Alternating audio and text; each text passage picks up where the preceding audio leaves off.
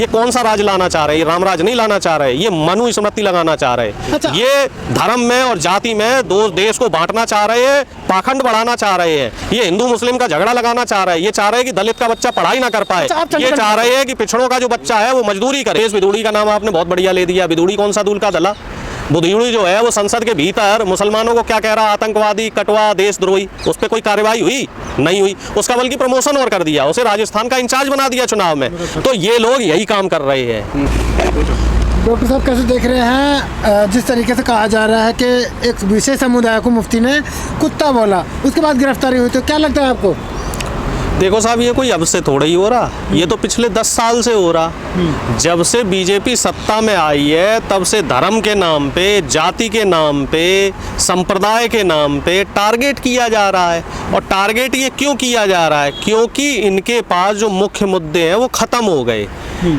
एक कहावत है, राम नाम की लूट है, लूट सके तो लूट और अंतकाल पछताएगा, प्राण जाएंगे छूट। तो मोदी जी का 10 साल में इन्होंने कोई तो काम नहीं किया, एक नए पैसे का कोई काम नहीं किया। अब लूट तो लूट हो गई, सारी लूट हो गई। अरे बात तो सुन लो श्रीमान जी, लूट तो खत्म हो गई। अब लूट के बाद अब चुनाव आ रहा साहब 1 महीने बाद, तो अब क्या करें? अब शुरू हो जाओ जी, शमशान, कब्रिस्तान, ज्ञान वापी, मंदिर, मस्जिद, मौलाना और क्या बोलते हैं आपका कि हिजाब।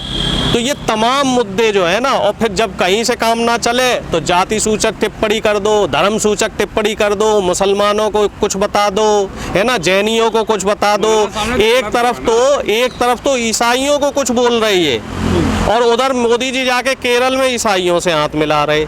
एक तरफ ये मुसलमानों को गाली दे रहे, उधर मोदी जी अजमेर की जो दरगाह है वहाँ पे जाके चादर चढ़ा रहे हैं। एक तरफ तो ये मुसलमानों के लिए मोदी जी संसद में ये कह रहे हैं कि कोई साहब जो है हेट स्पीच नहीं देगा, और वहाँ नरोत्तम मिश्रा मुसलमानों को गाली दे रहे, साध्वी प्रज्ञा गाली दे रही मुसलमानों को। तो ये जो इनका एक रोड मैप है वो ये है कि एक माँ और माँ के 3-4 शरारती बेटे, तो बेटे क्या करते हैं, शैतानी करके आ जाते और माँ की पल्लू में आके छुप जाते और माँ थोड़ा सा उन्हें जो है डांट देती और काम चल जाता है। और यही काम मोदी जी कर रहे हैं। या फिर बीजेपी का कोई नेता जो मुसलमानों के खिलाफ बोल देता है उसके ऊपर कोई कानूनी कार्रवाई क्यों नहीं होती? रमेश बिदुड़ी का नाम आपने बहुत बढ़िया ले दिया। बिदुड़ी कौन सा दूल का दला? बुदयुड़ी जो है वो संसद के भीतर मुसलमानों को क्या कह रहा, आतंकवादी, कटवा, देशद्रोही। उस पर कोई कार्रवाई हुई नहीं हुई, उसका बल्कि प्रमोशन और कर दिया, उसे राजस्थान का इंचार्ज बना दिया चुनाव में। तो ये लोग यही काम कर रहे हैं, चाहे बिदुड़ी हो, चाहे नरोत्तम मिश्रा हो, चाहे साध्वी प्रज्ञा हो, चाहे वो बीजेपी IT सेल का जो है एक हेड बना है अरुण यादव, तो वो भी आज राहुल गांधी के लिए अंट बंट लिख रहा है, राहुल गांधी के लिए जो है अंट संट लिख रहा है वो भी। तो इन लोगों के काम ही यही है कि गालियां दो और मोदी जी की गोद में जाके छुप जाओ, मोदी जी के पल्लू में जाके छुप जाओ, और मोदी जी जो है फिर बाद में सबको सफाई देते फिर। ऐसे ही वो हमारा जो पुजारी है वो पुजारी नहीं है, पाखंडी है। और इन लोगों ने धर्म की दुकानें खोल रखी है और उसमें सत्ता की दलाली होती है। हमेशा नेगेटिव क्यों सोचते हैं? अरे साहब बिल्कुल सही बात है। हमें तो श्रीमान जी ऐसा करो ना, आप मोदी जी से बोल के हमें अफ्रीका ही भिजवा दो, क्योंकि जो सच्चाई का आईना दिखाए उसे तो आप बोलते हो कि साहब नेगेटिव बोल रहा है। हकीकत नहीं बोल रहा हूँ क्या मैं? मेरी बातों में आप बताओ क्या गलत है। आप हमें बताओ कि जो गिरिराज सिंह हलाल और झटका की बात कर रहे थे, क्या एक सांसद को ये बात है शोभा देती है, हलाल और झटका?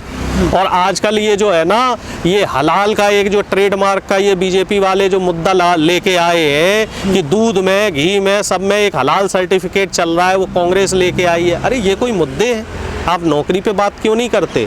किसानों की MSP पे बात करो ना। जो युवा बेरोजगार घूम रहा है, जो अग्निवीर योजना में आपने युवाओं को छला है, तो उस पे बात करो ना, उस पे बात नहीं करते। अरे तू इधर उधर की ना बात कर, ये बता कि काफिला क्यों लुटा? तेरी रहबरी का गिला नहीं, तेरी जो नीयत है उस पे सवाल है साहब। हमें तो इनकी मोदी जी की नीयत पे शक है। मोदी जी घुमा फिरा के बात करते हैं। मोदी जी बोल रहे हैं कल संसद में कि साहब मैं OBC हूँ। अब भैया OBC हो तो क्या आपको थाली में धर के हम चाट लें? आपने OBC के लिए किया क्या है? पिछड़ों के लिए क्या किया? कितनी नौकरी दे दी पिछड़ों को, कितने प्रोफेसर है पिछड़ों के, कितने जज है पिछड़ों के, रेलवे में तमाम लाखों पद खाली हैं, उसमें कितनी पिछड़ों को आपने नियुक्तियां दे दी।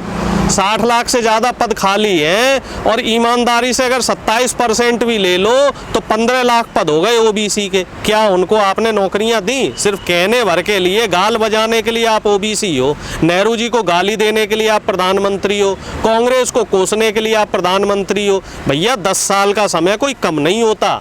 10 साल में अपनी आप उपलब्धियां बताओ ना, आपने क्या किया। रामलला तो पहले से थे, अब वो बीजेपी वाले कह रहे साहब हम राम को लेके आए, राम को लेके आ रहे। सालों तुम्हारी औकात है, तुम राम को लेके आ जाओगे?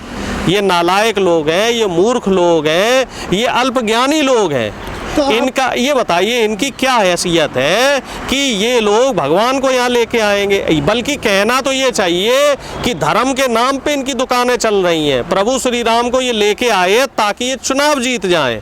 अब किसान भी इनकी चालाकी समझ रहे और नौजवान भी इनकी चालाकी समझ रहे। जो देश का 80% तबका है, 85% तबका है SC ST OBC माइनॉरिटी का, वो सब इनकी चालाकी समझ रहा है कि इनकी चालबाजियाँ क्या है, ये देश को किस दिशा में लेके जाना चाह रहे हैं, ये कौन सा राज लाना चाह रहे हैं। ये रामराज नहीं लाना चाह रहे, ये मनु स्मृति लगाना चाह रहे। अच्छा। ये धर्म में और जाति में दो देश को बांटना चाह रहे हैं, पाखंड बढ़ाना चाह रहे हैं। ये हिंदू मुस्लिम का झगड़ा लगाना चाह रहे हैं। ये चाह रहे हैं कि दलित का बच्चा पढ़ाई ना कर पाए। अच्छा, ये चाह रहे हैं कि पिछड़ों का जो बच्चा है वो मजदूरी करे।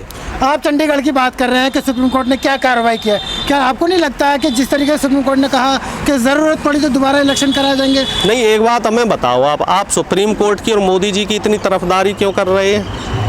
निष्पक्ष नहीं है नहीं, क्या आप कोर्ट? बताइए। नहीं, आप बताइए। नहीं, आपको निष्पक्षता आपका है। काम जो है वो काम होना चाहिए कि जो सही खबर है वो दिखाओ। नहीं, आपको अदालत पे भरोसा है नहीं? आप ये बताइए। मुझसे सवाल कर रहे हो।